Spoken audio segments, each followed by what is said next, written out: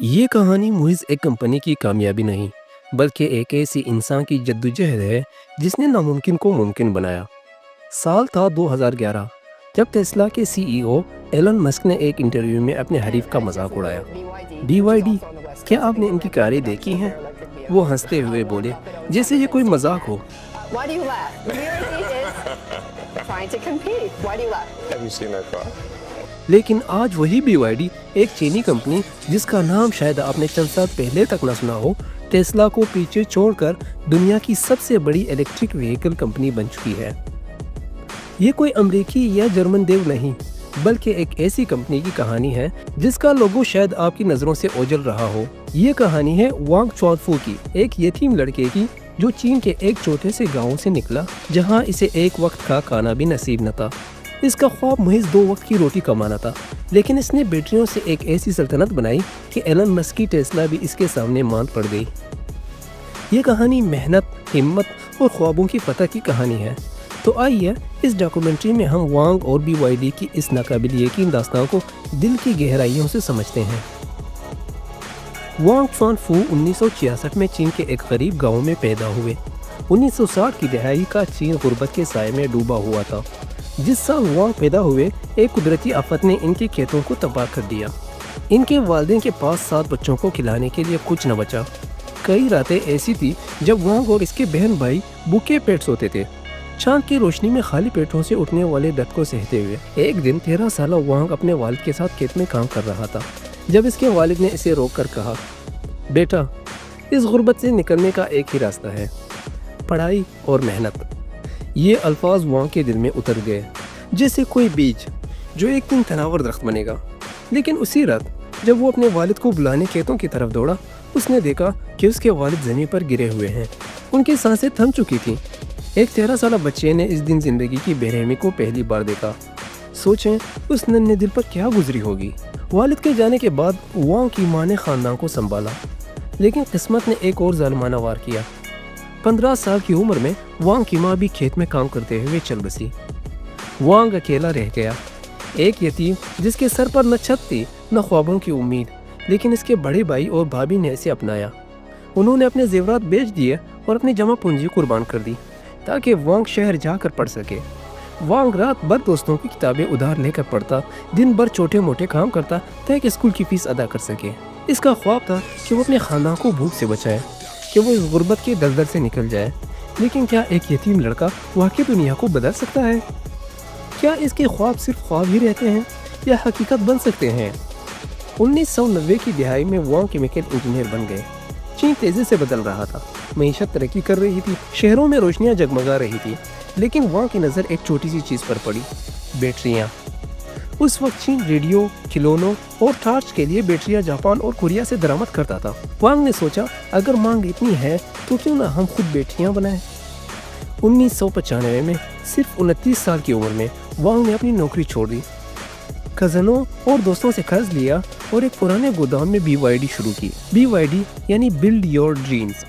10 لوگوں کی ایک چھوٹی سی ٹیم کے ساتھ وانگ نے بیٹریاں بنانا شروع کی۔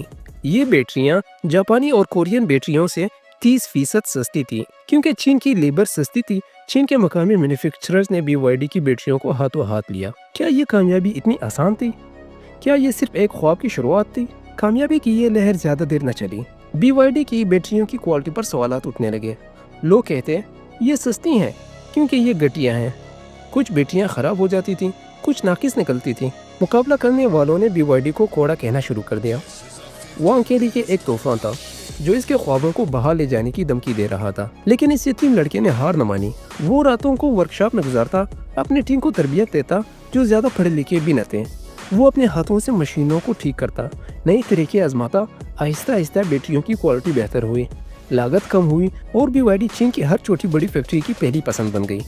یہ وانگ کی ہمت تھی جو تاریکی میں روشنی بن کر ابھری۔ BYD نے ملکی مارکیٹ فتح کر لی۔ اب وانگ نے عالمی میدان کی طرف نظریں اٹھائی، لیکن یہاں سونی اور پیناسونک جیسے دیو اس کا انتظار کر رہے تھے۔ حریفوں نے BYD کو بدنام کیا، کہا اس کی بیٹریاں غیر محفوظ ہیں۔ کوئی بین الاقوامی کمپنی اس کے ساتھ کام کرنے کو تیار نہ تھی۔ 1997 کی ایشیائی مالیاتی مندی نے BYD کو قرض کے دلدل میں دھکیل دیا۔ وانگ کے خواب ٹوٹتے نظر آ رہے تھے، لیکن پھر 1999 में एक मौजज़ा हुआ। नोकिया और मोटोरोला इस वक्त दुनिया की सबसे बड़ी मोबाइल कंपनियों ने BYD से बैटरियां बनाने का मुआहिदा किया। ये वांग की ज़िंदगी का सबसे बड़ा मोड़ था। इस मुआहिदे ने BYD को आलमी नक्शे पर ला खड़ा किया। 2003 तक BYD दुनिया की सबसे बड़ी बैटरी मैन्युफैक्चरिंग कंपनी बन चुकी थी। लेकिन क्या ये वांग के ख्वाब की आखिरी मंजिल थी? नहीं। वांग ने एक ऐलान किया जिसने पूरी दुनिया को हैरान कर दिया। BYD अब कारें बनाएगी, और वो भी इलेक्ट्रिक कारें। 2003 में वांग ने एक मुश्किल में गिरी कार कंपनी खरीदी और BYD F सीरीज़ की तैयारी शुरू की। लोगों ने मजाक उड़ाया, कहा बैटरियां बनाना एक चीज़ है, कारें बनाना बिल्कुल अलग।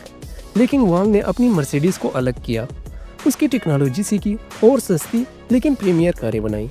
2005 में BYD F3 लॉन्च हुई। कम कीमत, शानदार फीचर, चीन का मार्केट इसे हाथों हाथ ले गया।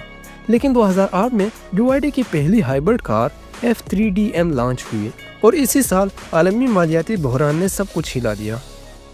2008 का मालियाती बहरान BYD के लिए एक डरावना ख्वाब था। शेयर मार्केट्स गिर रही थी, कारों की मांग खत्म हो रही थी। वांग के दफ्तर में खामोशी थी। लैपटॉप पर BYD के गिरते शेयर सुर्ख रंग में चमक रहे थे। हर तरफ मायूसी थी, जैसे ख्वाब टूटने वाले हों। लेकिन उसी लम्हे एक शख्स ने BYD में वो देखा जो कोई न देख सका। वो थे वॉरेन बफेट, दुनिया के सबसे बड़े सरमायाकार। उन्होंने बहरान के वक्त BYD के 10% शेयर $230 मिलियन में खरीदे। बफेट ने कहा, मुझे इलेक्ट्रिक कारें समझ नहीं आती, लेकिन मुझे वांग पर यकीन है, वो थॉमस एडिसन जैसा है। इस सरमायाकारी ने BYD को आलमी मीडिया की सुर्खियां बना दी। ये एक उम्मीद की किरण थी जो तारीकी में चमकी। वॉरेन बफेट के दाव ने BYD को नई जिंदगी दी। 2010 में BYD ने अपनी पहली मुकम्मल इलेक्ट्रिक कार EV6 लॉन्च की, जो चीन में हिट हुई। लेकिन इसकी कामयाबी ने एक शख्स को परेशान किया, एलन मस्क। जब मीडिया ने BYD का मुवाजना टेस्ला से किया, एलन मस्क ने BYD का मजाक उड़ाया। क्या आपने इनकी कारें देखी हैं? कोई जिद्दत नहीं, लेकिन वांग खामोश रहे। उन्होंने अपनी कारों के डिज़ाइन बेहतर किए, बजट से प्रीमियम तक नई रेंज लॉन्च की। BYD की कारें $10,000 से शुरू होती थी, जबकि टेस्ला की सबसे सस्ती कार $44,000 की थी। वांग ने आम आदमी के लिए इलेक्ट्रिक कारें मुमकिन बनाई। BYD की सबसे बड़ी जिद्दत थी ब्लेड बैटरी, एक ऐसी बैटरी जो 60% कम जगह लेती है, गर्मी कम करती है और फटने का खतरा न होने के बराबर। ये बैटरी टेस्ला समेत दुनिया की बड़ी कंपनियों की पसंद बन गई। BYD अब जनूबी मशरकी एशिया, ऑस्ट्रेलिया, यूरोप में फैल रहा था। एक कंपनी जिसका नाम कोई नहीं जानता था, अचानक मार्केट पर छा गई। 2024 में BYD ने टेस्ला को पीछे छोड़कर दुनिया की सबसे बड़ी इलेक्ट्रिक व्हीकल कार कंपनी का ताज अपने सर सजा लिया। एलन मस्क, जो कभी BYD का मजाक उड़ाते थे, अब खामोशी से इसकी तारीफ कर रहे हैं। ये एक गरीब लड़के की फतह थी जो ख्वाबों से हकीकत तक पहुंचा। लेकिन क्या ये कहानी सिर्फ कामयाबी की है? नहीं। BYD की तरक्की के साथ एक तारीखी पहलू भी जुड़ा हुआ है। चीन की सरकारी सब्सिडीज और सस्ती लेबर ने BYD को ये मकाम दिया। लेकिन इस पर इल्ज़ामात हैं कि चीन दूसरे ममालिक की टेक्नोलॉजी चोरी करता है। BYD पर भी इल्ज़ाम लगते हैं कि वो बड़े ब्रांड्स की कारों से टेक्नोलॉजी कॉपी करता है। क्या ये अखलाकी है? क्या एक गरीब लड़के की कामयाबी इसे जवाब देती है? और फिर चीन अमेरिका तिजारती जंग। BYD अमेरिकी मार्केट में दाखिल नहीं हो सकता। अगर ये पाबंदियां न होती तो क्या टेस्ला वाकई BYD के सामने टिक पाती? ये सवाल हमारे दिलों में गूंजता है। BYD की कहानी एक यतीम लड़के की मेहनत की दास्तान है, लेकिन ये हमें एक बड़ा सवाल भी देती है, क्या हमारे मुल्क में भी कोई वांग पैदा हो सकता है? हमारे गांव देहातों में कितने बच्चे हैं जो भूखे सोते हैं लेकिन ख्वाब देखते हैं? क्या हमारा निज़ाम इन्हें मौका देता है? BYD की कहानी सिर्फ एक कंपनी की नहीं, बल्कि एक ऐसी शख्स की है जिसने नामुमकिन को मुमकिन किया। लेकिन इस कामयाबी के पीछे एक कीमत भी है, अखलाकी सवाल। टेक्नोलॉजी की चोरी के इल्ज़ामात और अलमी तिजारत की पेचीदगियाँ। ये कहानी हमें सिखाती है कि ख्वाब देखना काफ़ी नहीं, इन्हें पूरा करने के लिए हिम्मत, कुर्बानी और अखलाकियात की ज़रूरत होती है। BYD की कहानी हमें बताती है कि ख्वाबों की कोई हद नहीं। वांग चुआनफू ने एक गरीब गाँव से निकलकर दुनिया को फतह किया, लेकिन इस सफ़र में इसने क्या खोया, क्या पाया, ये फैसला आप पर छोड़ता हूँ। ये कहानी मुझे एक कंपनी की नहीं, बल्कि हर इंसान की है जो अपने ख्वाबों के लिए लड़ता है। इस डॉक्यूमेंट्री को बनाने में हमारे दिल की गहराइयों से मेहनत शामिल है। अगर ये कहानी आपके दिल को छू गई तो इसे शेयर करें और चैनल को सब्सक्राइब ज़रूर करें। आपका ताउन हमारी हौसला अफजाई करती है। शुक्रिया।